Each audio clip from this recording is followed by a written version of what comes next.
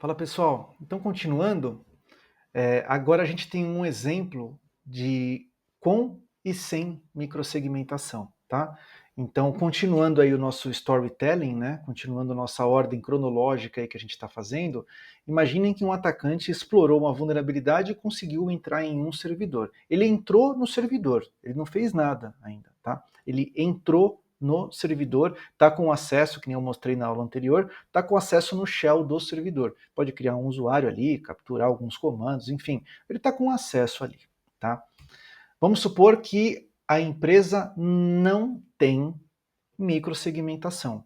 Então, como que ficam os servidores disponibilizados hoje em dia? Tem servidores que ficam internos, servidores que ficam numa DMZ. Em alguns casos existe uma DMZ interna também, outra vilã, mas são vilãs separadas ali. Tem dezenas ou centenas ou talvez milhares de máquinas em cada uma dessas subnets.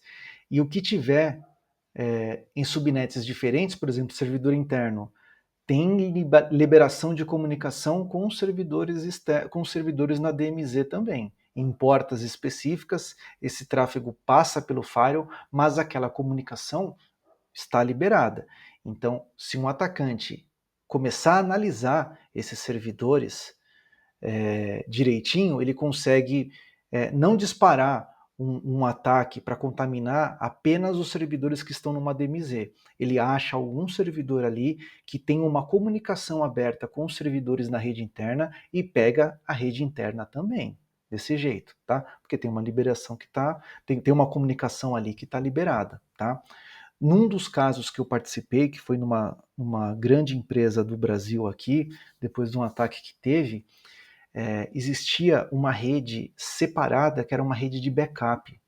Então a gente tinha servidores na rede 10, servidores na rede 172, enfim, em várias redes, mas tinha uma rede de backup única. Então um atacante ganhou acesso em uma das máquinas e ele contaminou todos os outros servidores por conta da rede de backup que não tinha sido devidamente configurada. Né? Praticamente um backdoor ali, né? Que fez. E aí pegou todos. Tá? Então, beleza. O que a gente tem aqui? Repara nessa figurinha aqui do quadrinho aqui, tá? Do barquinho aqui. Então a gente tem um barco que no momento que ele tem que um buraco, é feito um buraco no casco dele, né? A água entra e pega toda a parte de baixo aqui do navio, e o navio obviamente vai afundar, tá? Então, só para vocês lembrarem disso daqui quando a gente mostrar na outra figurinha aqui. Então o atacante ele entrou numa máquina, e aqui dessa máquina, que foi, por exemplo, a exploração de vulnerabilidade que a gente mostrou na aula anterior, ele vai se espalhar lateralmente. Então 92.168.1.203 vai para 1.208, vai para 1.209, e se tivesse mais dezenas, centenas ou milhares de máquinas, é exatamente o trabalho é o mesmo, não faz a menor diferença, tá? Aqui tem um exemplo que eu fiz, que eu criei o script para poder fazer, para poder lançar o ransomware. Eu usei o Lockbit para fazer isso. Ele executa o ransomware na máquina e sai disparando o ransomware para outras máquinas. Então eu tenho aqui um front-end, aqui eu tenho o back-end e aqui eu tenho um servidor SQL. É só como exemplo. Tá? Então as máquinas são diferentes, mas são exatamente aquelas máquinas que eu coloquei nesse slide aqui. São esses caras aqui. Então eu tive acesso nessa máquina aqui, aí eu rodei o ransomware aqui e ele se espalhou aqui e se espalhou aqui. Eu fiz um script no PowerShell para isso daí. Esse script que eu comentei numa das aulas de IA lá no início aí do treinamento. Tá?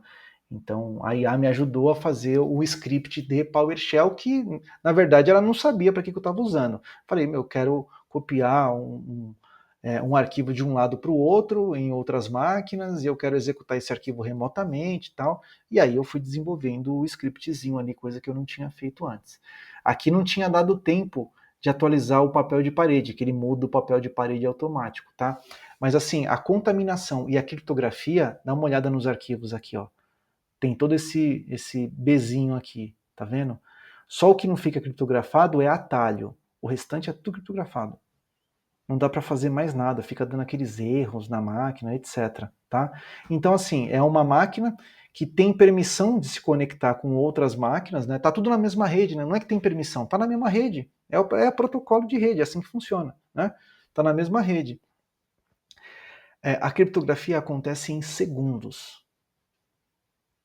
E o tamanho, pelo menos desse ransomware aqui que eu utilizei, do Lockbit, ele tem acho que 500K. Então ele copia de um para o outro assim. Eu tinha 3 máquinas para fazer o laboratório sem microsegmentação e mais 3 máquinas para fazer com microsegmentação. Então eu utilizei 6 servidores. Mas se tivesse dezenas ou centenas, é assim, é tudo ao mesmo tempo, é rápido, é para não dar tempo de pensar mesmo. E já era, tá? É assim que funciona. Então essas duas máquinas aqui são máquinas diferentes aqui, que estão sendo contaminadas, que já foram, né, criptografadas e está na mesma rede e o usuário tem acesso. Tá? Agora, e se eu tiver a microsegmentação implementada? Lembra da figurinha aqui do barquinho? Então a microsegmentação é como se fosse um monte de container, né? Então a gente tem um navio aqui que está containerizado aqui. Então está tudo dividido em container. No momento que um buraco acontece no casco, a única coisa que inunda é aquele container ali. Então, tudo bem, existe o prejuízo de perder, né? Esse prejuízo aqui, assim como existe o prejuízo de perder essa máquina, mas pelo menos as outras centenas, dezenas ou milhares de servidores, máquinas virtuais, containers, etc., eles não são comprometidos e a empresa não para. Tá? Então, como a gente já comentou, a base da microsegmentação é não permitir que um ransomware simplesmente pare uma empresa. Então aqui, ó, os IPs são diferentes, né? Porque eu coloquei os 6 servidores ali na mesma rede, mas eu configurei qual que eu ia espalhar. Então, nesses 2 caras aqui, eu tenho o agente de microsegmentação instalado, tá? Já mostro para vocês aí como é que funciona, tá? Mas também tem treinamento desse daqui que eu coloquei aí, que é o Secure Workload, antigo Tetration da Cisco. Tá?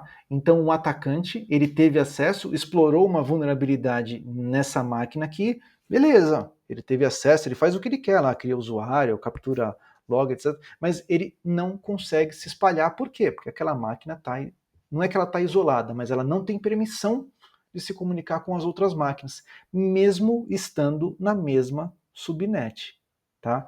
Então esses 2 caras aqui estão protegidos. Tá? Então beleza, vou fazer uma pausa aqui e a gente vai continuar na próxima aula.